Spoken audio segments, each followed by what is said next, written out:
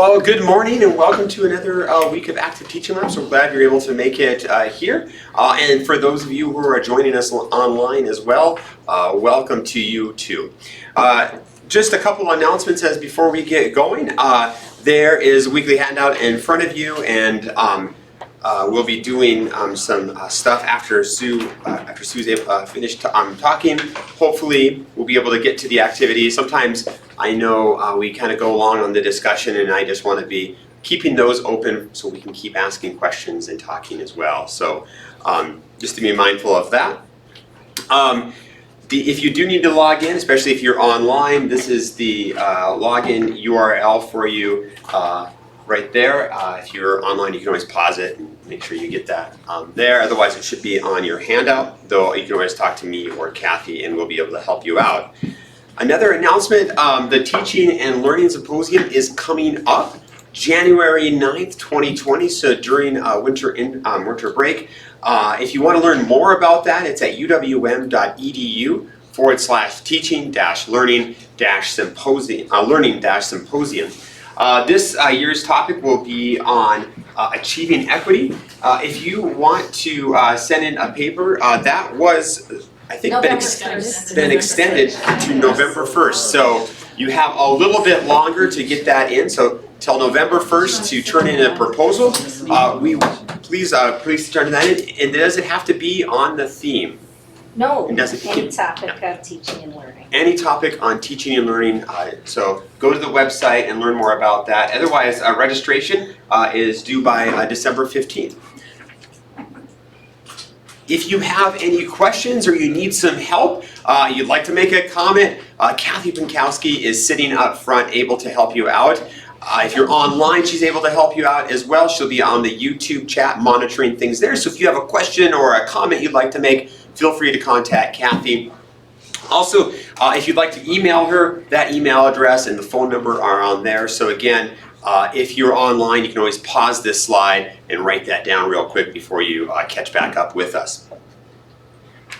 Well, today I'm really pleased to introduce to you Susan Stalinsky. She'll be talking to us about Canvas Analytics. And just by way of introduction, Susan received her BS in Medical Technology here at UW-Milwaukee, go Panthers, and her MBA at Keller Grad School of Management. She is a sought-after speaker and involved in numerous university and Canvas boards and steering committees. Yet her major focus is on undergraduate education in the College of Health Sciences, and she is working to improve student engagement and learning here on campus and in the community. Today she has graciously agreed to come and share her time and experience with Canvas Analytics and how it can be used to improve student learning. Welcome, Susan. Hi, thank you. So good morning, everyone. Happy to see you. It's a beautiful morning, even if it's a little breezy. So I am here to talk just a little bit about how I have begun to use Canvas Analytics. And I am a medical laboratory scientist by profession, and data and all of those sorts of things are very interesting to us. It's part of what we do. So I, of course, gravitated to the analytics. And there's many features in Canvas, and I'm confident that there's more things for me to learn and ways to dig in deeper. But let me show you and talk with you about what I've been able to do so far.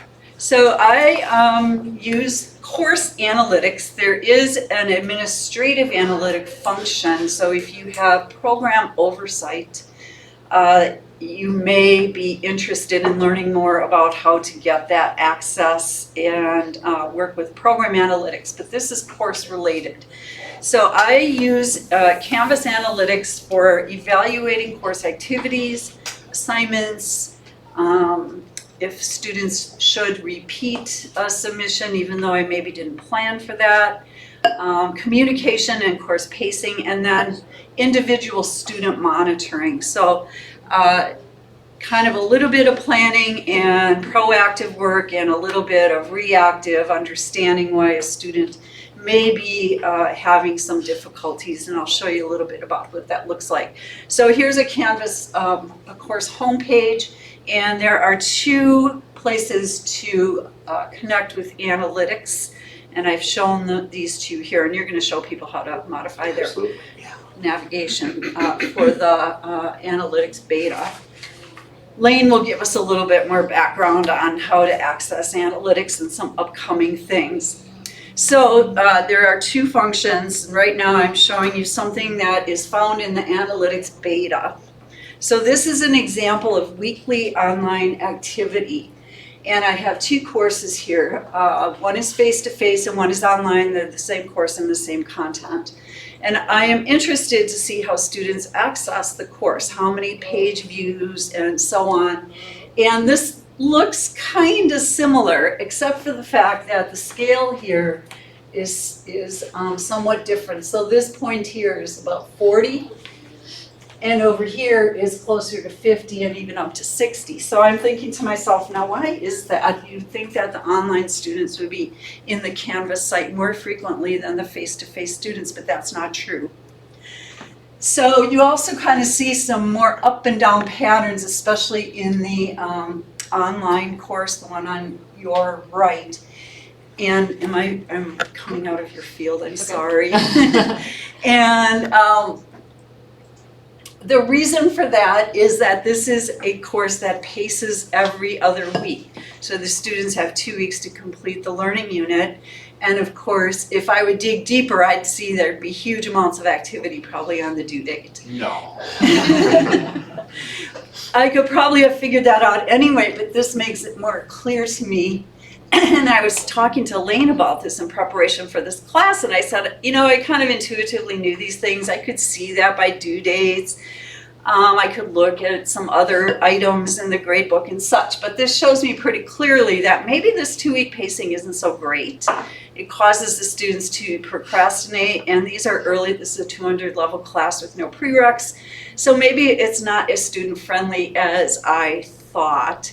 And perhaps the next time I deliver this course, I might put in some intermediate milestones for students so that they don't leave everything to the last day or two. And they do struggle, and we do have the I didn't know, or I couldn't finish, or I submitted it at 12:01 and it was late, that kind of thing. So maybe to help students become a little more self-regulated. And then in the face-to-face, there's a couple of dips. Those are related to assignments or day was that was pretty early in the semester, 9:15. So this is one way that analytics can help us with preparing and planning for our courses and kind of just over the course of the semester, see what happens. We can also probably, as the semester goes on, probably see a little bit of a drop off in activity too, which we'd expect. We can also compare individual students to the course. So here is an example of the top grid is page view activity. So how often did the student go into the items of the course? And then the lower graph indicates activity. So submissions, quizzes, discussions, and so on. And this would be an opportunity for me to follow up with students who maybe through the gradebook, I can see their overall grade isn't so great. And I could say, all right, I think that perhaps you need to give the course a little more attention. This is the face-to-face course, by the way. So especially with page views, not every student needs to look at pages as much as, it doesn't need to be the same for everybody. But if I see a grade that is not, or a student contacts me, or I do an early warning report, I have this information, and this is nice and clear. Again, I could probably look at submission dates and things like that, but it would take me more time and I wouldn't have this. You can compare up to 3 students, I believe, according to, compared to the class. And I'm highlighting this resources button because it shows up on the same page, and let me show you what that looks like. So this is all in Analytics Beta. Before I get to that though, you can also use the same function to compare grades. So this is looking at page views and activity, and this is looking at grades. So, I don't know that this particular view tells me so very much, but it's comparing course grades in blue to the individual student in green.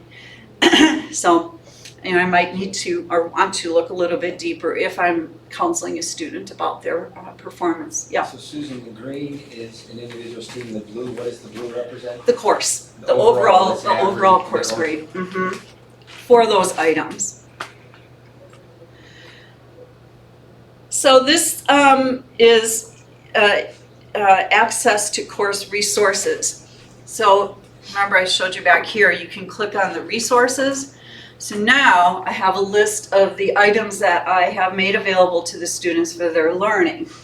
And I highlighted this particular item because we do some work in course validity, so sensitivity, specificity, things that are important in interpreting the outcome of diagnostic tests, which this class is Intro to Diagnostic Medicine.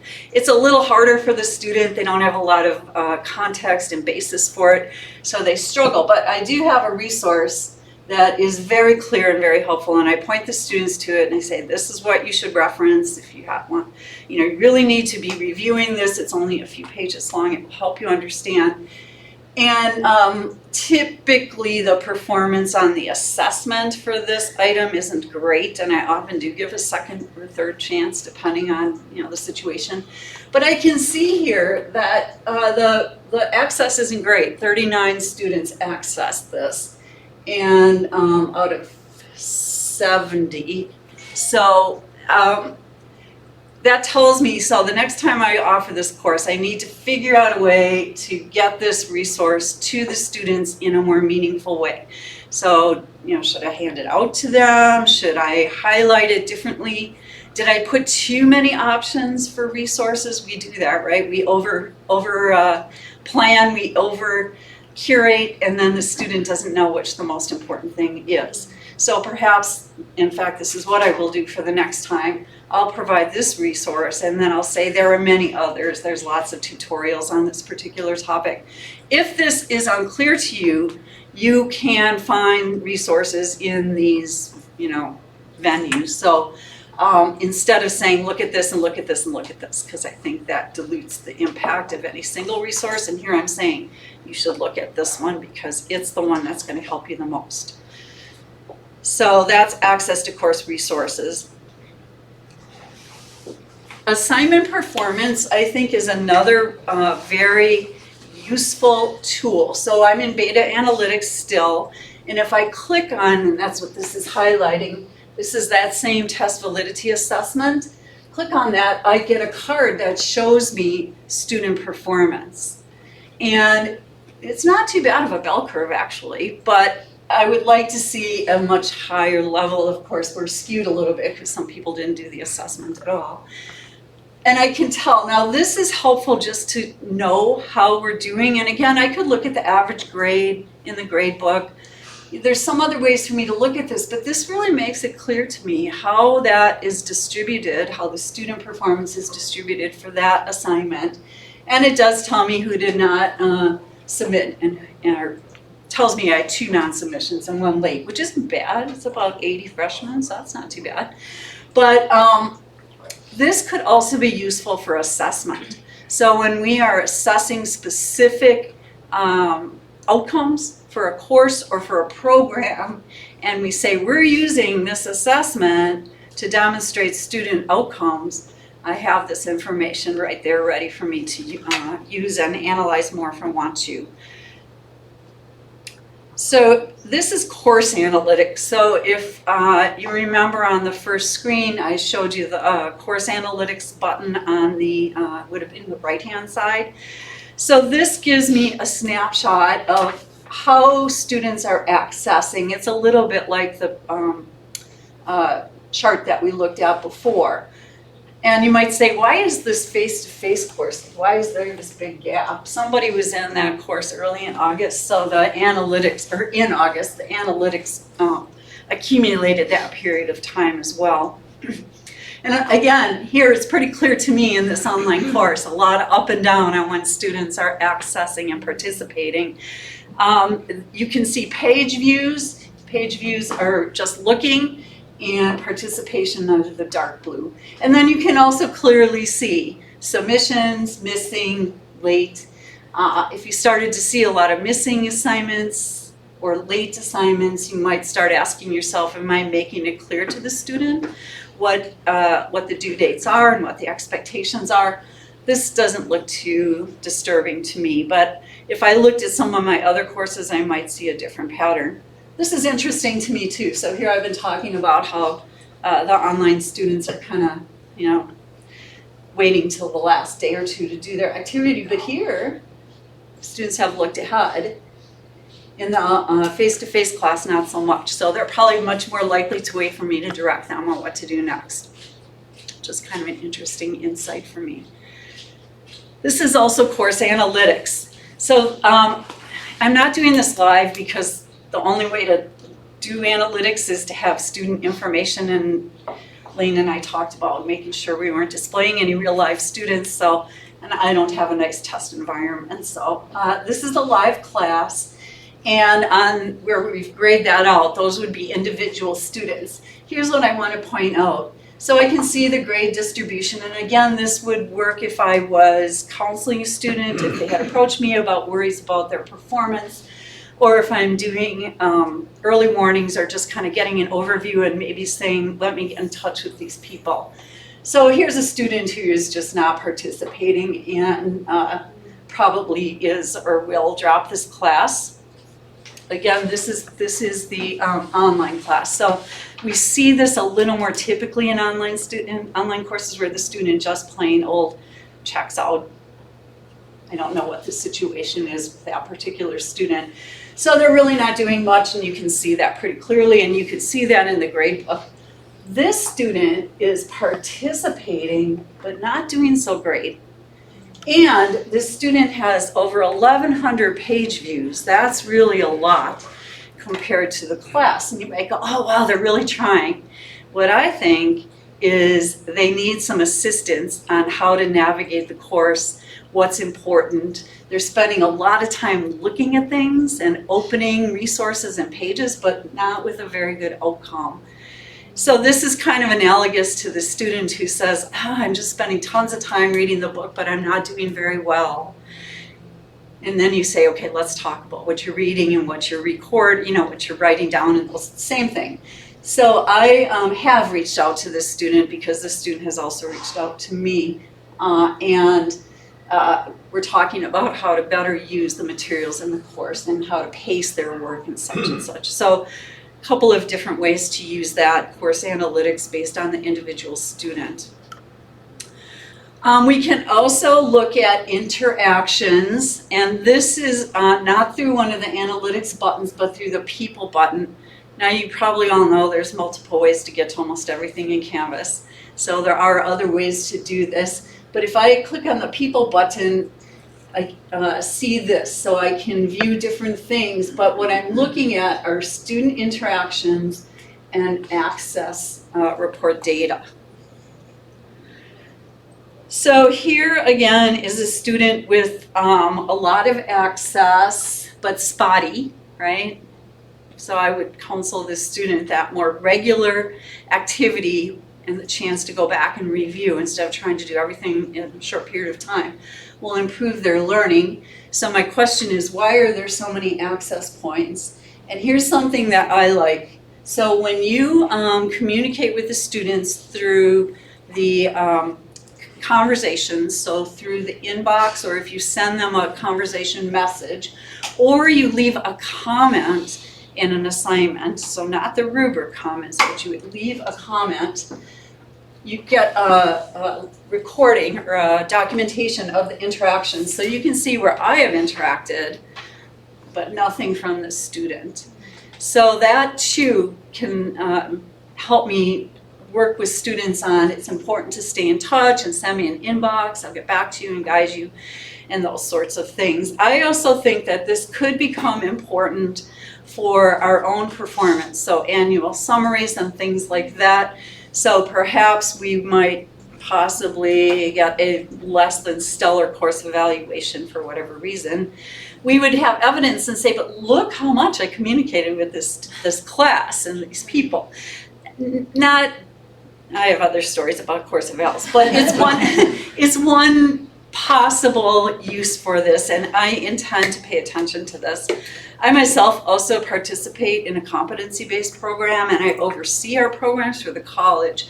And there, it's very important for us to document our presence and the student presence and their interactions. So we're only starting to learn how we can use Canvas Analytics to document that, and that gets really important for federal financial aid for that particular program. So again, you know, we're just getting skillful at these tools, and I think as I work with it more, I'm sure I'll learn some more uses.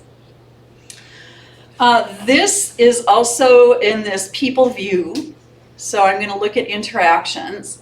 This is another way to be documenting and looking at interactions with the student.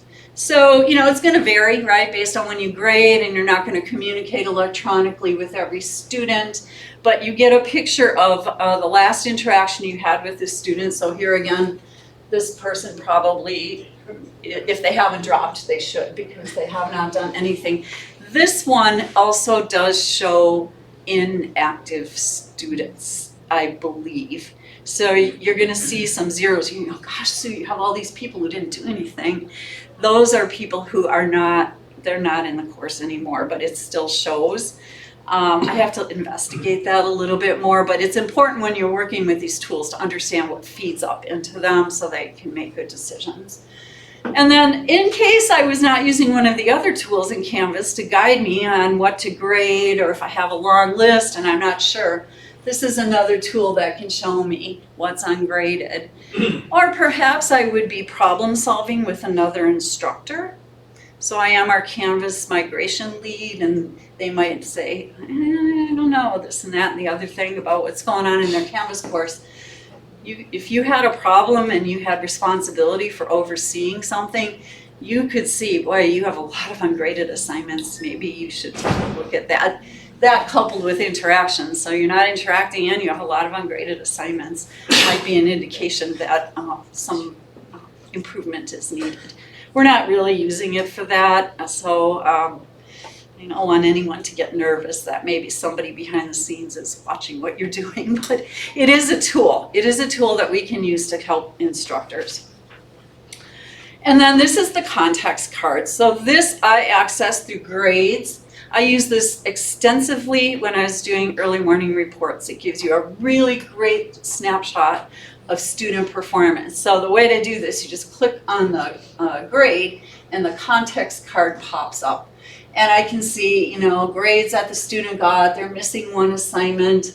Again, performance not so great. They probably need to see me or at least up their game if they're going to be successful.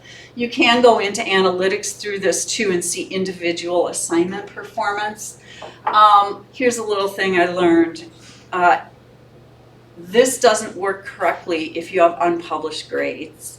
So there's a little difference in the grading policies that Canvas is implementing right now. So I did not realize that I had some unpublished grades, and it had to do with how I set something up. That wasn't my intent, but it came out that way. So this same person, when I was looking at the different aspects of analytics, was showing as 100%. Like, well, that can't be. There must be a problem. And it was because there were unpublished grades that were not rolling up into this analysis. So just a little tip, if you start to see a disconnect, go back and see if you have something in your grade book that is not as you thought it was. So I have these recommendations that we learn, that we use, that I will use analytics for rapid assessment of individual students, similar to the screen I just showed you. It's useful for looking at overall patterns and access patterns. So again, you can make adjustments to the pacing and the timing, the resources that you provide. It gives you a really nice way to see that in a big picture way. I do use analytics for assignment performance. Again, I could look at grades, there's other things I can do, but this gives me a very nice snapshot of how that particular assignment worked out, especially for, Sentinel or key assignments. I don't do this for everything we do in the class, but for certain things it's really useful. I talked to you about using analytics to look at resource patterns, resource access patterns, and making adjustments. And some things we think are important. So this is interesting. I added an introduction to myself to the Canvas homepage, thinking, it'd be really great. Students will want to know who I am. Not so much, but it's there if they want it. But here's something interesting. In our college, and probably some of yours, our media people did a virtual tour of the university. And I posted that link in the announcements in our course, and people are looking at that. So I thought, that's kind of cool. I have a dual enrollment class with high school students, and they're looking at that. So I thought, that's really good. It makes me feel positive about the outreach that we're doing through dual enrollment type classes. And then I really recommend guiding students to use the inbox for communication. One, you're documenting communications, but two, I find it to be so much more efficient than email communication with students. We're not talking about this so much today, but you can filter the inbox for individual students or classes. So instead of searching your email and going, did I answer that student and so on and so forth, your inbox lets you do that. So it's a little bit of an aside from analytics, but it's been a really great efficiency tool, and I think good resource too. So that's all I have for you today. I think Lane probably has some more to contribute. Well, before I let you off, Oh yes, okay. do Q&A. you have any questions for Susan? Yes. Is there a way under that resource tab to see more detailed information about who's accessing it? To see if like some students didn't look at a certain resource before? I'm gonna say I'm sure there is. I have not explored that yet. So that's the thing about these tools, you can almost always find more. In fact, when I was talking with Lane about the presentation, I said, I feel like I have to leave breadcrumbs so I can figure out where it was. But honestly, I don't want to discourage you. You get in, you do a little work. If you like this kind of stuff, you go, this is cool. I can find this and I can document that. So we could look into that though. Or Sarah, maybe you know? Well, I mean, in terms of individual student where they've accessed the course, I found in the Canvas Analytics tool, going to that student's access report.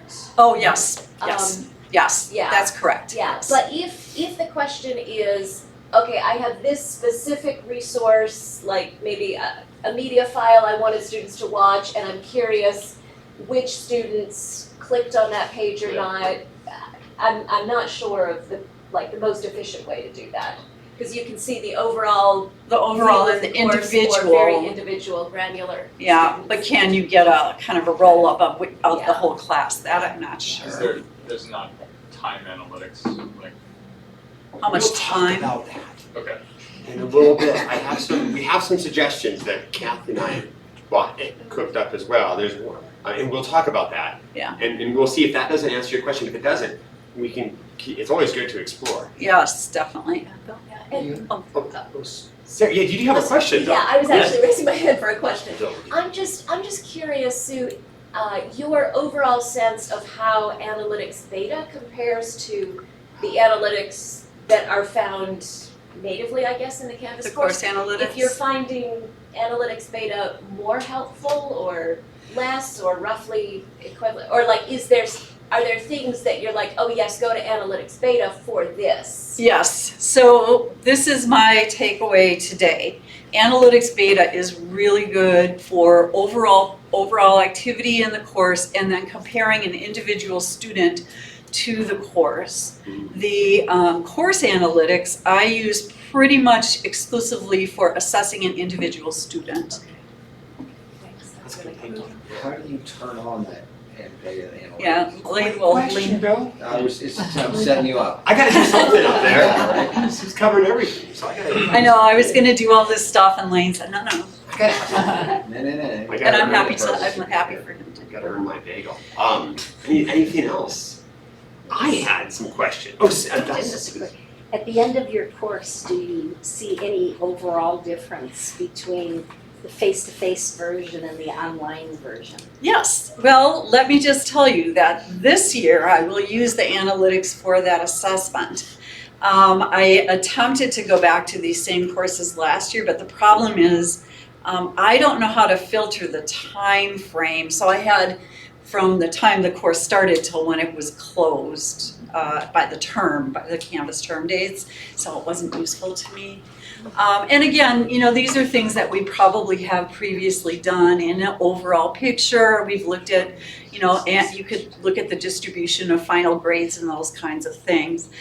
And that is useful, but I'm more interested in these access patterns and some of the more like over time information. I think that will help. So maybe we'll have analytics part 2 next semester. Good. We'll see. I had a question. Yeah. What do you think is the most useful analytics tool in Canvas? Like, or what one component even? Just like, what's the thing you most use that you find the most useful? Come back to over and over again. So the thing I come back to over and over again is that context card. And that's because I have a lot of people I had to do early warning reports on, or people who contact me about specific things. I would say that the other pattern tools and the, you know, student compared to the course and such that I showed you in the analytics beta, I'm only getting skillful with. So if you ask me in 6 months, I might have a different answer. But that context card has proven to be really, really helpful. So,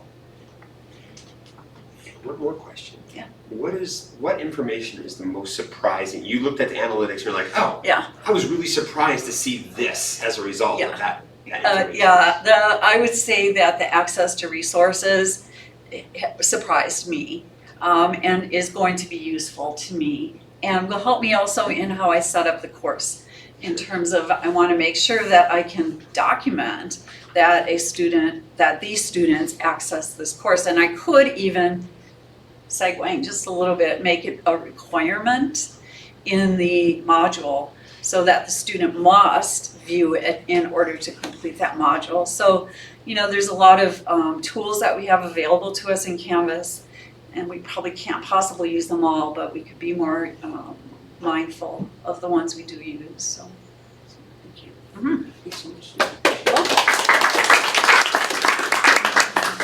So, some of the nuts and bolt questions that you all had today, well, let's start looking at those. And hopefully, in the time that Sue was talking, my Canvas password didn't expire. I've been getting lots of warnings. I know. There we go. I have until 10:49 today. Oh, I thought you meant your dual. Oh yes, no, I just did that. All right. Okay, so I'm going to log in to the Active Teaching Lab. And you will notice that I have Analytics Beta on, and let's talk to you about how to do that. But before I do, I just want to point out that the handout sheet today is going to have links to all of the things that we're going to talk about, right? Now, links on a piece of paper, it doesn't quite work yet, right? You can't just tap on it. But if you just search in Google for exactly what the title is right there, you're going to find it on the very close to the top. If you can't find it even then, just click on, just type in the title, so how do I view course analytics? And that's the name of a Google or a Canvas community document. And if you type at the end of that Google search, Canvas community, it'll always pop up at the top. So those are each of the underlined hyperlinks. It works better online. But each of those highlighted hyperlinks are the title of a Canvas community document that's going to cover that. And I was searching through this last week for some of the most useful ones. But we're going to walk through some of the things today that are covered there. So if you're like, oh, I just forgot what it is, or I got a step, you can just go right back here on the sheet and that'll help you out. So we want to turn on Analytics Beta in your course. And so to do that, what we're doing is we're editing the navigation bar. And so, that should give you a hint. It's under settings, navigation then. So I go to settings. This is what I did just this last week. I went to settings and then I went to navigation. And course analytics beta is, generally down here on the not active items. And so all I did was I just, clicked on enable. It's already, so I could just click and drag it up to here, click save, and there you go. And now analytics beta is now active for your own course, right? So now that's running. You'll see analytics beta right there. Right, so that's how you turn it on, right? But let's look at some of these access points again, because it's worth knowing, or it's worth remembering that what Susan was saying is that, hey, there's like 3 different ways of getting this information, right? There's analytics beta, right? And then as soon as your course is active, you're going to see view course analytics as well. And then there's also more information under people, right? And grades. Yeah. So there's like 4 different access points, which is what is kind of confusing, because some of this information is found in some locations, some is found in others. And you said you like, just for review, you said you like analytics beta for Overall course review, overall course review and course analytics for individual students. so individual students. All right. And then the context card under grades was really good for giving you like a snapshot of that student that really kind of gave you a nice Yeah. chunk of information. Yeah. Absolutely. So I'm going to look at that under grades. And I can see all of you fine folks in here. And again, this is all just random numbers that I've popped in or you've popped in. And I can just look at different people as they've turned in stuff. And I can see, now we only had 2 graded items. But I can see right here, okay, their last graded items, this is how they did 5 for 5, 5 for 10, greatest 50%, right? But I can also see participation and page views. Now this information isn't like a set standard, this is based upon comparing them to other students in the class, right? So participation is if the course is based upon their comparison to other people in the class, and page views is based upon other people in the class. Right? So it's not a set number like this is 5 for 5, 5 for 10. And then I can also jump to course analytics from here for that individual as well. So that course card is really useful of really kind of looking at a snapshot of how that student is doing. It maxes out at, use both hands, 10 fingers, 10 assignments, though I've only done 2, but then you can go into the analytics. The nice thing I like about this as well is that you can see their last login date as well up there, which is something that's really helpful, especially if you say, oh, hey, Mark is actually doing great, but they have a 50%, when's their last login date? I can see it's been a while ago, so maybe I should go and send an email or a conversation to them. Yeah. Again, you're doing this all in one nice little pop-out card, and so really it's really nice to give you that snapshot right away. Yeah. Question about the last login date. Yeah. Is that specific for this course or? This course. Oh, Yeah. When did they last get into this course? Yeah, that's super helpful Yeah. too. Absolutely. So that's really helpful to kind of, you're reaching up to the student, you're seeing they're struggling, you want to send information to them and say, hey, look, I've seen it's been a while since you've logged into the course. And continued studies have shown that the more often you log in, the better you're going to do.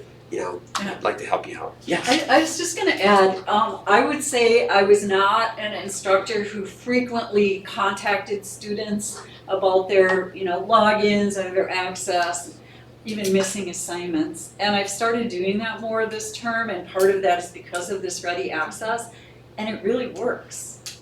It works really well. And students will write back and they go, oh, thank you for caring about me.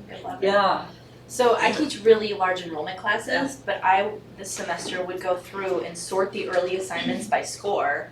And even if there were 20 students who had a 0, they were stacked up for me, and I would just click on the envelope, copy and paste my, hey, can I help you get started? Yeah. And maybe a couple of them got back into the course that way, or the other ones were like, oh no, I need to drop this course. And so I think it helped Yeah. catch them really early and Yeah. have them see like, oh, there's 200 people in here, Yeah. but she knows I didn't do this. And I think they really appreciate it. Yeah, I think so too. I've been around a while and I haven't really intentionally, just time and Right. activity. it does seem to make a difference. And that's like the brilliant part of what this conversation is about. It's about doing something with the data. Yeah. Right? Like this is just noise. Like I used to build really really crazy Excel spreadsheets, but if I didn't do anything with that Yeah. information, it's just like, Yeah. oh, that's nice. It's a pretty spreadsheet. But doing something with the data, and that's what Canvas is doing so well, is that, hey, it gives you a snapshot of this student, plus it gives you easy access to reach out to them. Also, like what you were saying, is that you can sort the grades. So I go to the column header, click on the kebab. I heard that's an asterisk, actually. That's an actual name. Ellipsis. Okay, well, I was wrong. I still call it a kebab. Ellipsis. All right, so there's a name for it. I like kebab. Ellipsis is the other name. All right, sort by grade, low to high. And there I can see, okay, But the zeros go to the bottom. the zeros go, oh, thank The you. ungraded go to the bottom. All the ungraded go on the bottom. Mhm. But I can still reach out, and then I can say, okay, well, these are the ones that are struggling. And then what I can do is I can say, okay, well, I'm going to, let's see, message students who, Yep. and then I can message students who haven't submitted yet. Yep. Or I can message students who scored less than like a 10. And there we go, that's all the students. So I'm using, like, this isn't even like data or analytics, it's just like information, it's data points that you're now using to sort students and then reach out to them. They all get a BCC, so, you know, Sarah isn't seeing that Dante did bad too. I'm like, oh, Dante, you know, he's just the same boat as I am, he thinks he's so smart. But, They're lab partners. They start the uprising. But so they don't know who else got the message, but then Yes. again, like you said, they react to that because they feel like, hey, you're reaching out to them directly. And they may know in the back of their mind that this is going to other students, but at the same time, they still feel like you're reaching out to them, you're making an effort. Yeah. So that's really great. Lane, do you just want to point out, you have an unpublished grade there? And I Oh, was talking about how that course card doesn't work well or properly.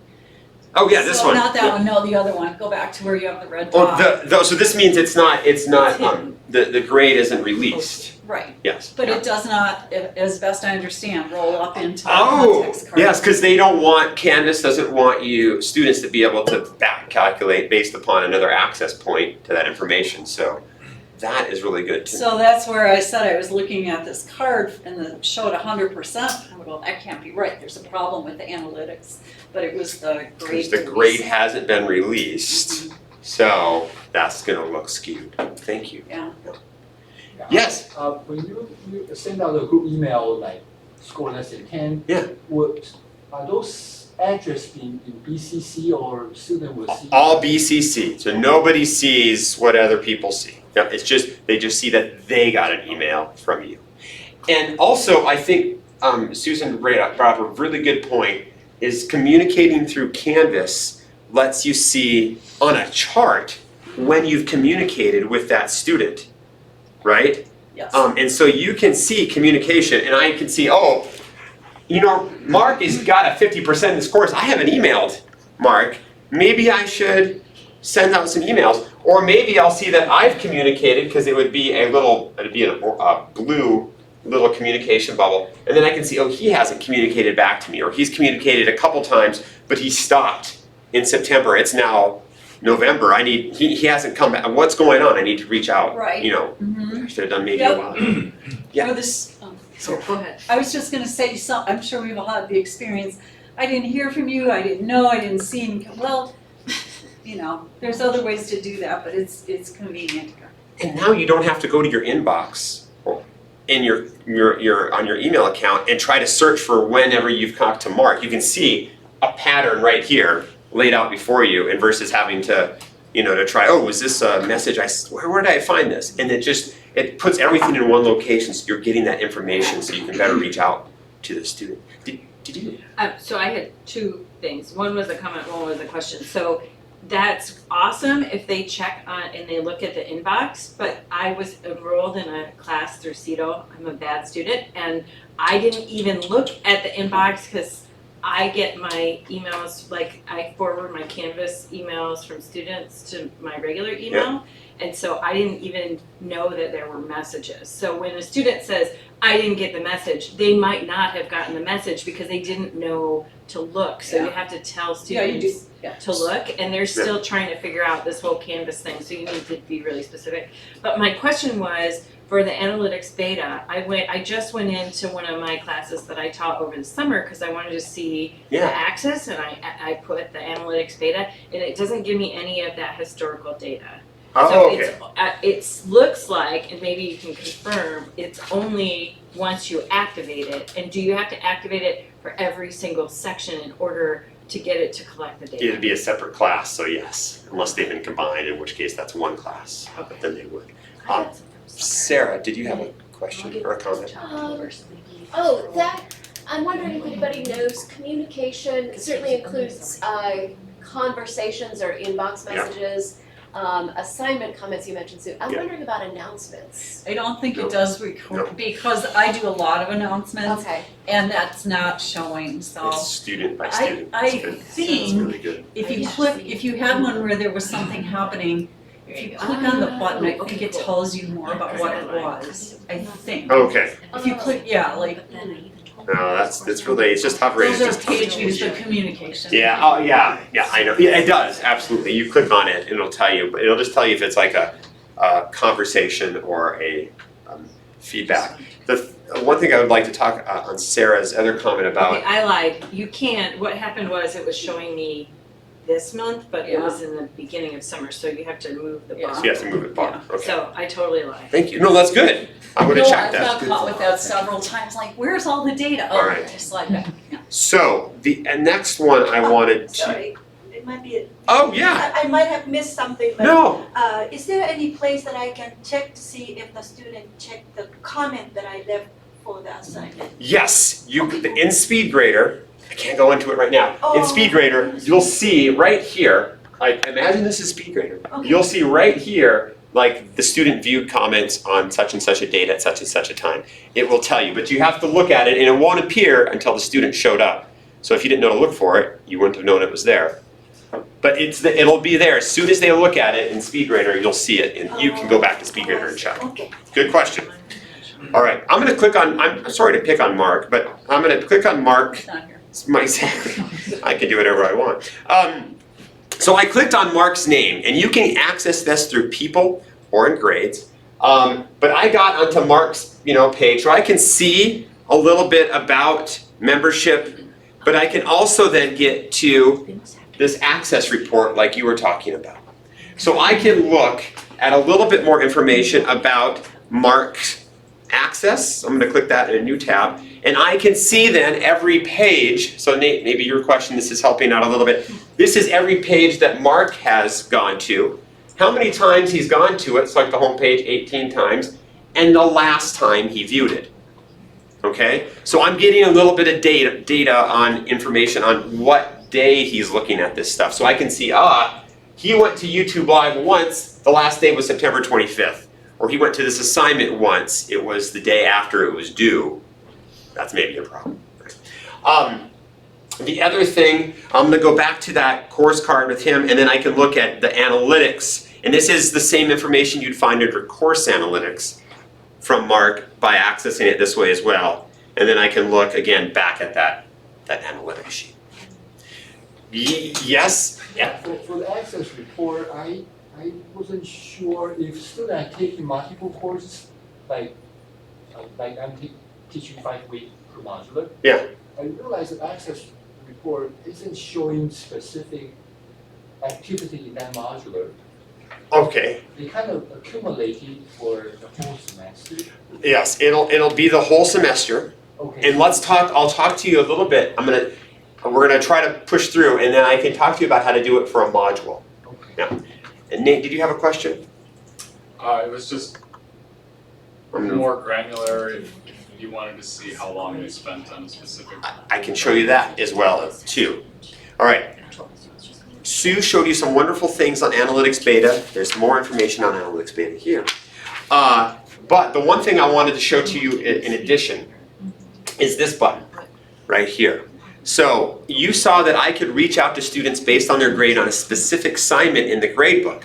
But if I want to look at and message students who have a particular grade that I think is problematic, I can look and send messages to students. Right now this is based on student views. And I can actually send messages to students that, hey, you haven't viewed all the resources, or you haven't viewed some of these assignments. I can send messages to those specific students. I can look at it, those who didn't view, I can message students. I can message students who participated, didn't participate in a particular resource. So you can do this based on views. Like, hey, you haven't been viewing the weekly overview. You need to check this out. This is where all the information for the week is at. So the analytics beta is really good for sending information based on how a student is doing in the course. The other thing is, I'm going to flip this to, okay, there's the percentages, and then students activity. And then here, so this is the based on weekly activity, how much they're viewing, how they're participating. And now I'm going to switch this to grades, what the course grades are. And now I've switched this up a little bit. So I'm looking at how, not activity, but grades. And now I can message students who have a score range of below a certain percentage. So now I can message all the students based on how they're doing in the entire course, not just a specific assignment. So I can, I can look maybe 3 or 4 weeks in and say, hey, everyone underneath 85%, I'm going to send them an email. 8 weeks in, I'm going to say everyone who's under 75%, I'm going to send an email. And that can send it to everyone. And that's in analytics beta, which to me, the bell curve and that messaging students to based on their entire course performance, I think is really the strongest things about analytics beta, in addition to what Sue was adding as well. Okay, now, the other thing with, I want to find out more data about students. So you saw a specific student's access report, right? I could see what assignment, what pages they were viewing, and when they last viewed it. Remember that? Okay. I'm going to show you one more thing, and this is supported / unsupported. You're confused, and I have information. I have my thing on the back here. There's course-wide access reports, and if I click, I'm gonna show you this. Obtaining and meetups using access. Oh, there we go. Okay. I want to show this to you.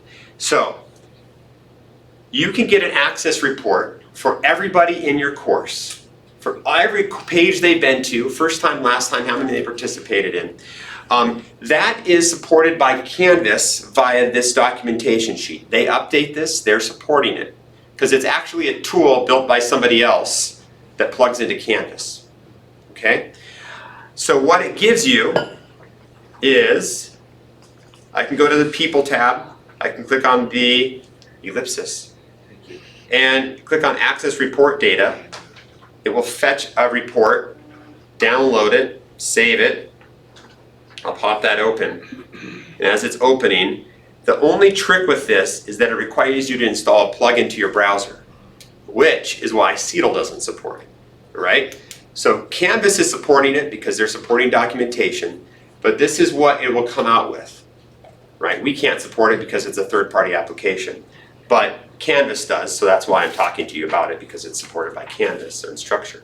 And this is the data it will come out with. It's a spreadsheet, right? It gives you, though, a lot of information about your entire course. And you can filter this, you can adjust it, you can do all kinds of really great things that really helps you drill down into the data to reach out to students. But again, you have to be able to make this actionable. If you're thinking, you know what, I don't want to manipulate an Excel spreadsheet to fiddle around with all this, I have other things I need to do, then don't use it, because you can't make it actionable, it's not useful. But for Nate, you're asking, I want to know when they are viewing things, how many times they viewed it, what pages they view, what pages they have it. This will give you the information right there. So that's the access report. The last thing, and I think this was an astounding idea that I wanted to bring up today, is I'm going to go back to the home page, and you're going to notice, if you go to the home page on this week's Canvas course, that there is, for this module, I have made requirements, and we're actually going to talk about requirements next week. So if you want to find out how to do this, you can go to the Canvas community document, which is boring. Or you can come back next week to Active Teaching Lab, And which get is food. fun, and you get coffee. So make your decision. But I have made requirements for here, okay? And so if you go into the course, and I'll show you on student view, so here's the test student, and the test student will see for this module, since I set up requirements, that there's circles next to things they need to do, right? And so the students see, and you need to tell them this at the beginning of the semester, if you see a circle next to an item, you need to do this. And once you've done it, you will get a check mark. And there's different criteria you can set, we'll talk about that next week, to like make them either, they have to manually mark it, or if they just view something, they get it, or if they turn in an assignment, they get a check mark, or they have to get a certain grade on an assignment to get a check mark. You can set different criteria for these requirements, but then students can see what they've done and what they haven't done, and you can see that as well, right? So I leave student view, and since I set this up as a requirement to view pages, to turn in an assignment, to do a discussion, to get a certain grade on a quiz, I can go to view progress, another access point for data, and now I can go student by student and see which students have done things. Oh, I see William Cleveland hasn't completed he hasn't done, he's done everything. Oh, awesome job. All right, and keep going module by module and see what it is each student has done. So I can see for this week that they haven't completely done everything. So, okay. So just to give you some more information, this is, Yeah, so that's better than Yeah. doing the grade book, looking for missing or poor grades, because you can see the access too. So it's kind of a nice snapshot. So you have to start in the modules thing to get, okay. yeah, so you start that. I don't want to give too much away. No, I should. Yeah. You go to No, you're just modules getting people thinking. and you go to edit. There, thank you, Sue. Thank you. It's celebration of knowledge. I like how you change things. You're getting people interested. Okay, and it's all set up. Mindset, it's all mindset. It's all mindset, okay.